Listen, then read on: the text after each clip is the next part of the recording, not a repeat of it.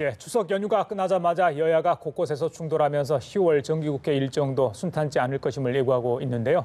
예, 당장 한국당 심재철 의원의 비인가 행정정보 유출 사건과 관련해 여당은 심의원의 기재위 사퇴를 요구하고 있고 한국당은 야당 탄압이라고 주장하면서 충돌하는 모습입니다. 네, 유은혜 부총리 겸 교육부 장관의 청문 보고서 채택이 불발되면서 문재인 대통령의 고심도 깊어질 것으로 보입니다.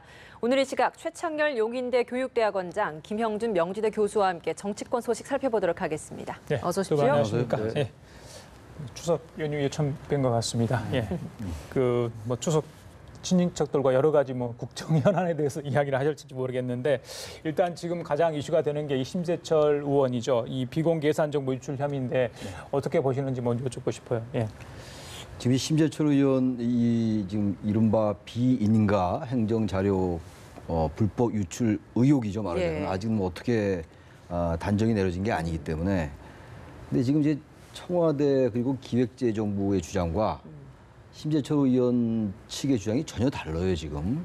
그 심재철 의원 보좌진들이 그 기획재정부 소예하에 그 소관 기관인 재정정보원의 재정정보 시스템에 접속을 해서 네. 이제 자료를 유출받아가지고 다운받아서 공개했다 이런 거잖아요. 근데 네. 그 공개가 불법적이다. 그리고 그 자료는 접근할 수 없는 거다. 비공개, 비인가 행정 영역이다 이런 거란 말이에요. 네. 근데 지금 심재철 의원실에서는 백스페이스라는 거 있잖아요. 왜 컴퓨터에서 그걸 몇 번 눌렀더니 그것이 다운로드가 됐다.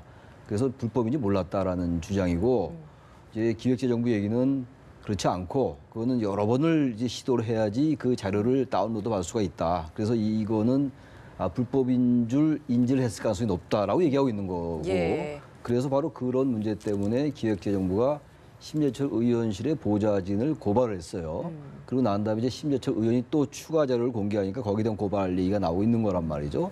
그러니까 지금 청와대 그리고 이 당정청의 주장과 심 의원실 주장이 전혀 다르기 때문에 이건 역시 검찰에서 밝혀져야 될 것 같아요. 그리고 특히 이제 그 주말 그리고 심야 시간대에 사용된 것은 불법적이다. 이 업무 추진비가 이런 예. 것들은 굉장히 중요한 쟁점이거든요. 그래서 어쨌든 현재 상태는 현 단계에서는 이게 단순하게 한국당 대 민주당이 아니라 기획재정부와 청와대가 관여돼 있기 때문에 청와대의 그 참모들이 사용했다라는 거거든요. 그 시간대. 그래서 지금 당정청 대 자유한국당 이런 구도로 돼 있어요. 그러니까 예. 단순하게 정치 정당 간의 싸움이 아닌 예. 굉장히 전선이 확대돼 있는 상황입니다. 현재로서는. 교수님, 예. 청와대도 적극 해명을 했는데요. 오늘 정무비서관도 얘기를 했습니다. 좀 오해와 추측을 했는데 그대로 요구 없이 나간 부분이 있다. 네네. 어느 정도 이 업무 추진비랄지 이 재정 분석 시스템이랄지 이런 내용을 안다면 이런 얘기를 하지 않았을 거다. 이런 내용이 주를 이루었거든요. 네네. 교수님께서 어떻게 일단 보고 핵심은 계십니까? 이제 불법 유출한 정보를 공개하는 것이 위법이냐 아니냐라는 문제 하나하고 이 국민의 알 권리를 위해서도 이거는 공개할 수밖에 없다라고 하는 두 축이 이제 충돌하고 있는 부분들이 있는데요.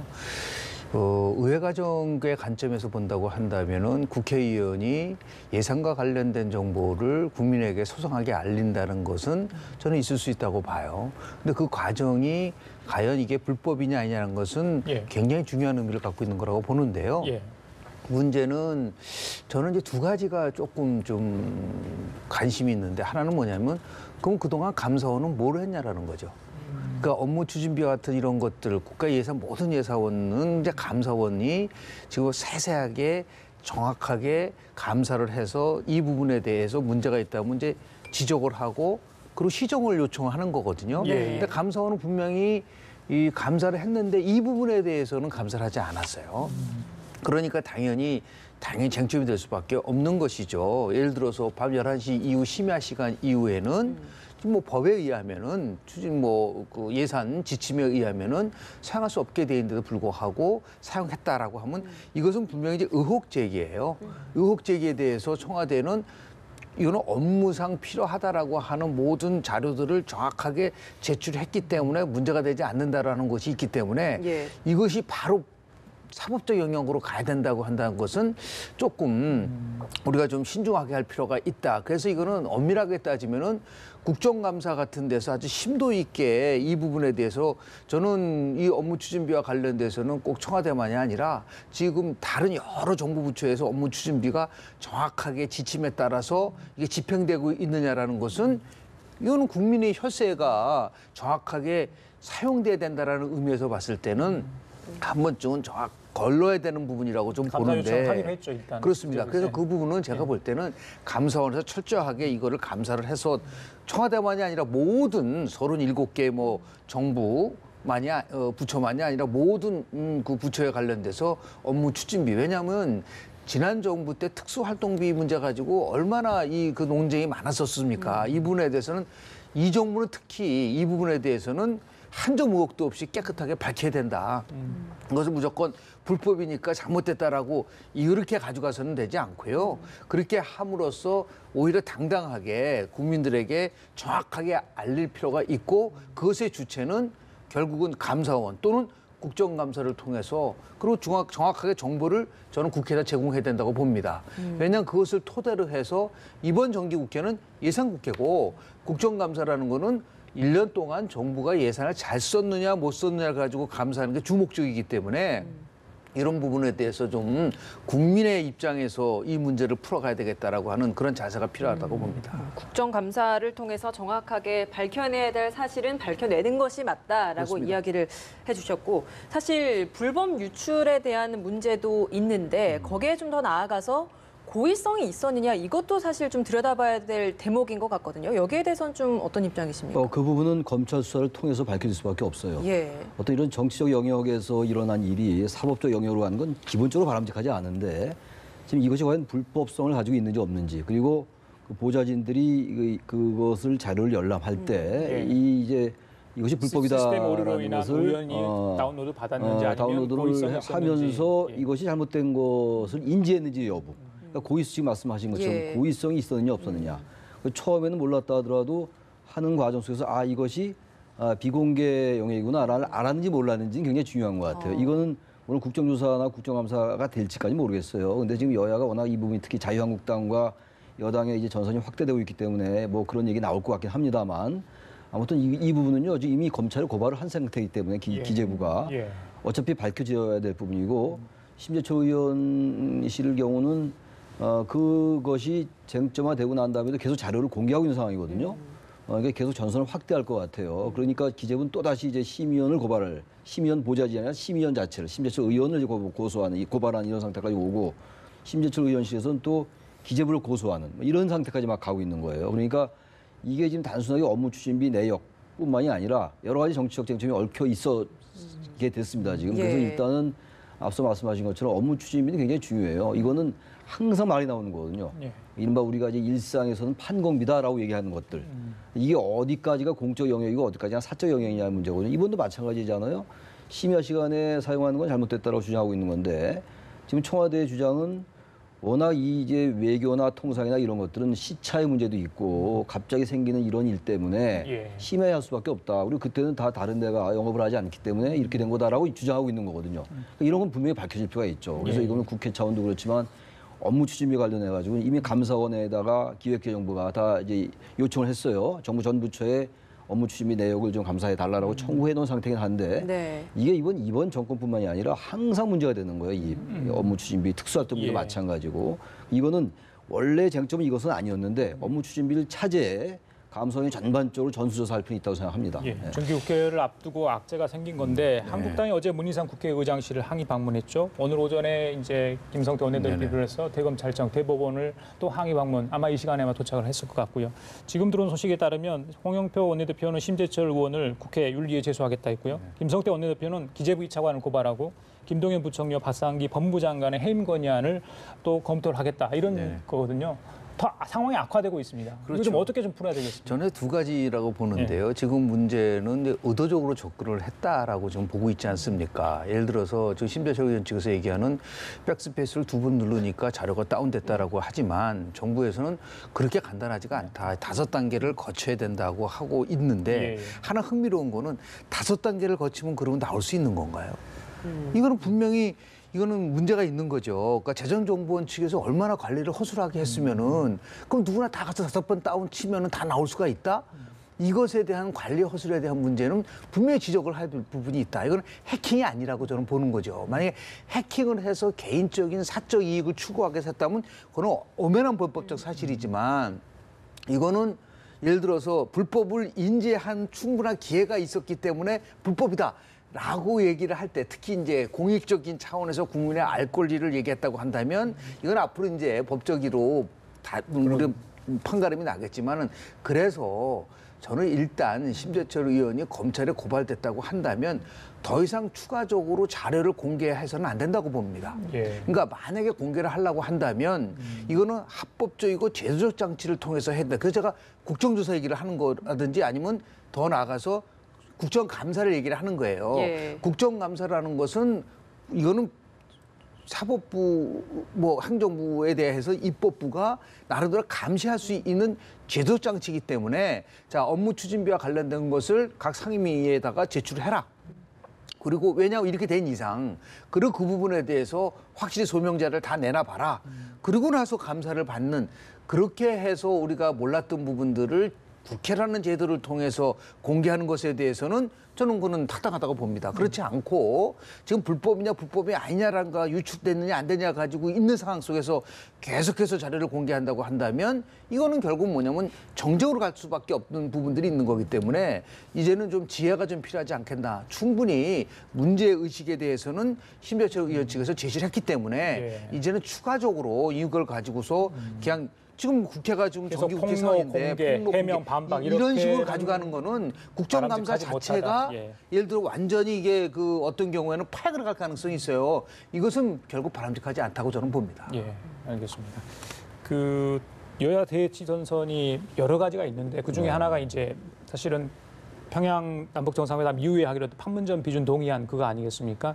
어떻게 보십니까? 바른미래당이 조금 더 다른 이야기를 하고 있는 것 같은데 이 부분은 뭐 좀 바른미래당은 이제 판문점 선언뿐만이 아니라 이번에 9.19 평양 공동선언 이 부분도 같이 뭉뚱그려서 이제 하자, 동의를 하자, 비준을 하자 이런 얘기인데 원래 그 전에는 바른미래당이 판문점 선언에 관련된 것도 일단 비준 동의하기 전에 찬성 지지 의결을 하자라고 지지 결의를 하자라고 얘기했어요. 어느 정도 이제 중재안을 제시했던 건데 지금 판문점 선언 말고 지금 9.19 평양 공동선언까지 같이 하기에는 무리가 좀 따를 수 있어요. 비준 동의를 한다 하더라도. 네. 그래도 어쨌든 지금 바른미래당이 이른바 보수 야당 중에서 무조건 반대의 입장이 아니기 때문에 좀 가능성이 있는 것 같긴 합니다. 네. 막상 이제 판문점 선언에 대해서 이 지금 안이 제출돼 있는 상태니까 이 부분을 여당이 시도할 때 보수 야당인 바른미래당이 그렇게 적극적 반대로 나오지 않을 가능성이 높다고 보여져요. 전반적인 이제 스탠스로 볼 때. 그러나 이제 자유한국당이 워낙 여기에 강경합니다, 지금.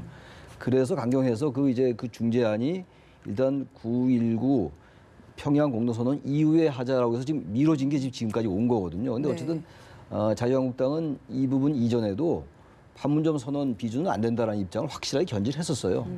지금 더욱더 그 입장이 강화되면 강화됐지 또 완화됐을 가능성은 없을 것 같아요. 지금 전선이 확대되고 있는 거나. 예. 남북 정상회담의 결과물을 어떻게 판단할지 그 결과물을 보고 사실상 있으면 자유한국당도 좀 분위기가 좀 달라지지 않았을까요? 어떻게 보십니까? 자유한국당이 이제 홍준표 전 대표의 식의 말을 빌리면 위장평화공세다 이런 건 많이 없었어요. 그런 것들은 많이 완화됐는데 여전히 이번에 남북 정상회담 9.19 평양 공동선언에 대해서 공허하다라는 얘기를 하고 있고 공허한 선언이다. 그리고 국방 이 군사 분야의 합의도 국방에 눈을 뺀 거다라고 아주 그 폄하하고 격하를 하고 있는 상황이기 때문에 이 부분도 지금 긍정적으로 평가하지 않는 거거든요. 그러니까 국민들 여론이라든지 전 세계적 관점하고는 많이 다른 것만 분명해요.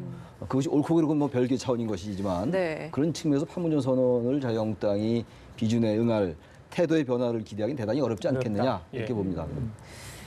김 교수님께서는 이 판문점 비준 동의 문제에 대한 난항 좀 어떻게 좀 앞으로 풀어나갈 수 있을 거라 보십니까? 전쟁 없는 한반도를 만들겠다라고 하는 문재인 대통령의 의지와 그리고 더불어서 그것을 김정은 위원장과의 회담 속에서 끌어냈다는 것은 나름대로 큰 성과라고 봅니다. 그 무엇보다도 대한민국에서는 전쟁이 있어서는 안 된다는 그 비핵화를 넘어서서요. 그런 면에 있어서는 긍정적 평가를 우선합니다.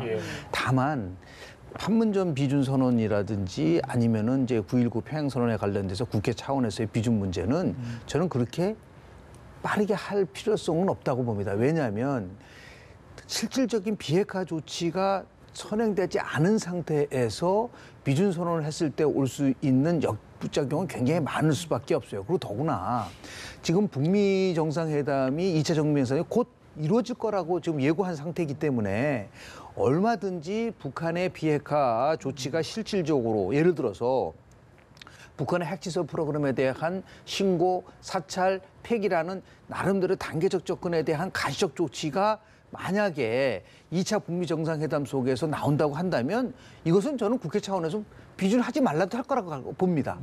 근데 그런 것이 지금 백지 상태인 상태에서 우리가 먼저 이 부분을 반드시 비준 선언을 해야 된다고 얘기한다는 것은 저는 이번 문재인 대통령이 결국 평양에 가서 확실하게 보여준 거는 비핵화만 되면 남북 경협에 대해서 대한민국이 전폭적으로 지지하겠다는 의지를 확고하게 해준 거예요. 예. 그만큼 확고하게 해줬는데 뭘 더 이상 우리가 꼭 국회 비준이라는 걸 통해서야만이 의지를 확인할 수 있겠는가. 그래서 국회에 대한 비준 문제는 저는 북미 정상회담 속에서 북한이 정말 실질적으로 비핵화 조치를 했다라는 것을 공감대로 이루어진다고 한다면 저는 이 문제는 그냥 자연스럽게 풀어질 거라고 보고 예. 그렇지 않은 상태에서 무조건 압박을 해가지고 판문점에 대한 비준을 하라고 한다는 것은 엄청난 남남 갈등을 야기시킬 수 있는 가능성이 굉장히 높기 때문에 예. 저는 이 부분에 대해서는 정말 지혜가 필요할 거라고 보고요. 예. 이제는 뭐 아주 분위기가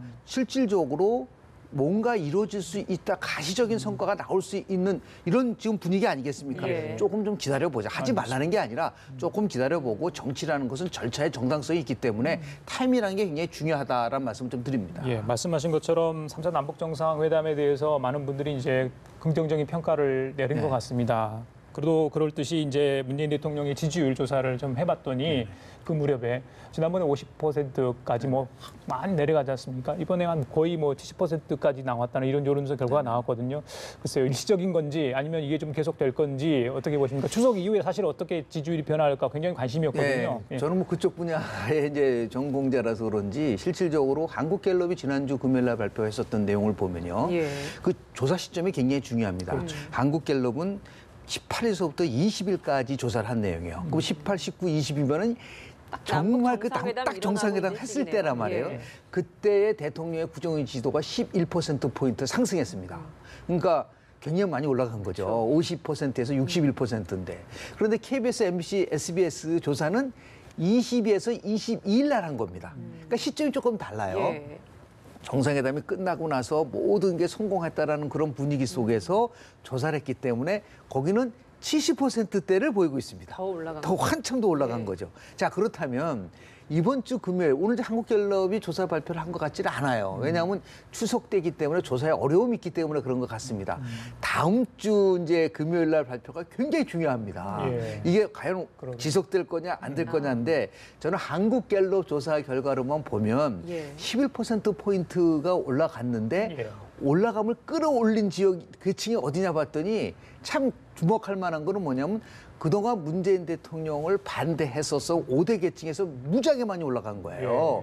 60대 이상에서는 16%, 자영업자 16%, PK 지역에서 19%. 이 말은 뭐냐면 반대했던 계층에서 굉장히 많이 올라갔는데 하나 흥미로운 것은 20대에서는 오히려 마이너스예요. 그래요? 흥미롭지 않나요? 예. 그리고 소득이 굉장히 많은 층에서도 마이너스입니다. 이 말은 뭐냐면 이게 굉장히 일시적으로 흐를 수 있는 가능성은 있다. 그러니까 아주 굉장히 반대하는 계층이 남북 정상회담에 관련돼서는 잘했다. 그러나 경제와 관련돼서는 잘했느냐 못했느냐는 거는 여전히 이게 확인된 사실이 아니기 때문에 이제는 이제 또 굉장히 분위기가 좋아지고 한다고 한다면 일시적으로는 조금 유지될지는 모르지만 이 경제 문제가 특히 흥미로운 거는 10월 12일 정도 되면 9월 일자리와 관련된 통계가 나옵니다. 이게 지금 마이너스 만약에 그 성장 나온다고 한다면 이게 엄청난 후폭풍이 일어날 거예요. 이럴 경우에는 이 굉장히 올라갔었던 이러한 그 지지도도 또다시 경제 문제 때문에 출렁거릴 수 있는 가능성은 분명히 있다라는 말씀을 좀 드립니다. 최 교수님 얘기도 들어야 될 것 같습니다. 어떻게 판문점 선언은 좀 생각이 달라요. 이제 그 말씀을 좀 드리면 지금 이번에 문재인 대통령이 유엔 총연설할 때 북한의 선택과 노력에 대해서 국제사회가 화답해라 이런 얘기를 했어요. 예, 맞습니다. 그 종전선언이나 전쟁 종식 선언이 필요하다는 얘기를 했단 말이에요. 네. 그렇다면 모든 게 비핵화가 완전히 북한이 사찰이나 검증을 다 동의했다. 그럼 이 모든 건 끝나는 거예요. 지금 서로 북한이나 미국이나 지금 종전선언과 비핵화 후속 조치를 가지고 서로 못 믿고 있는 상황 아니겠어요? 결국 이게 문제의 핵심이거든요.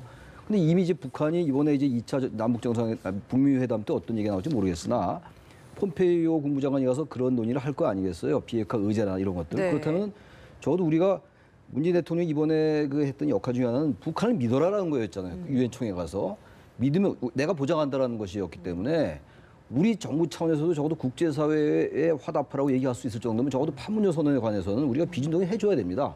국회가 앞장서서 그런 그럼요. 모습을 보여줘야 한다. 그건 상징적이다. 예. 상징적인 측면도 있지만 이번에 낸 게 4,712억이었거든요. 근데 한국당의 반대 이유는 너무 액수가 적다 이런 거였어요.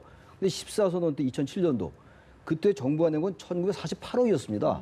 단지 그때 윤석열 의원이 요구한 제출 자료에 따라서 나온 게 14조였어요. 그거는 민간 자본이 많이 포함된 것이었기 때문에 판문점 선언에 대해서 국회가 그렇게 인색할 필요가 전혀 없다고 생각하고 예. 지지율 문제는 저는 뭐 김 교수님 말씀에 동의를 해요. 지금 여전히 뭐 여러 가지 이유가 있습니다만 전반적으로 볼 때 남북 정상회담 그리고 북미 정상회담이 다시 이제 순항을 할 수 있다는 그 기대와 희망 때문에 오른 거예요. 뭐 단적으로 얘기해서 물론 예. 거긴 항상 계층과 지역과 사람에 따라서 항상 교차이 있었던 거니까 단지 경제나 민생이나 이런 부분들이 이것을 뒷받침해주지 못하면 이 지지율은 언제든지 빠질 수가 있는 거죠. 그럼 바로 얼마 전까지만 해도 남북 정상회담 하기 전까지만 해도 지지율이 전반적으로 하락 추세였잖아요. 그것이 급등했단 말이에요. 반등 정도가 아니잖아요. 그렇다면 이거는 남북 문제와 경제 문제 지금 투 트랙으로 하고 있는 것 같아요. 이걸 정부가 잘 관리해야지 이 지지율이 유지될 수 있다고 생각합니다. 예. 마지막으로 한국당 이야기를 좀 네네. 해보고 마무리를 짓도록 하겠습니다. 어쨌든 지금 김병준 비대위원장이 당협위원장 교체도 하려고 하고 이런 많은 움직임들을 보이고 있는데 이와 별개로 지금 새로운 당대표와 관련된 후보들이 조금씩 계속 거론되고 있는 것 같아요. 홍준표 대표도 다시 귀국, 전 대표도 다시 귀국을 했고 황교안 전 총리 같은 경우에도 이런저런 많은 이야기들이 나오고 있거든요. 네. 이런 사태 좀 어떻게 보고 계십니까? 정당에서 민주화가 이루어진 정당이라면 누구나 나와서 경쟁할 수 있는 구도입니다. 너는 되고 너는 안 된다라고 얘기하는 것은 물론 이제 지금 뭐 홍준표 전 대표가 나오면은 제명시켜버리겠다라는 말도 나오고 막 그러는데 그게 과연 정치적으로 가능한가에 대한 부분들이 있는 거예요. 결국은 판단은 국민이 하는 거고 당원이 하는 거라고 좀 보는 것이죠. 그래서 중요한 거는 어떠한 전당대회든 간에 룰과 관련돼서 누구나 납득할 수 있는 룰을 만들고 그리고 거기에 대해서 경쟁을 하고 그다음에 겨우 선택을 받으면 그 사람이 책임을 지는 모습을 보여야 된다. 그렇지 않고 특정한 뭐 계파를 제거시키기 위해서 간다라고 하는 식으로 하면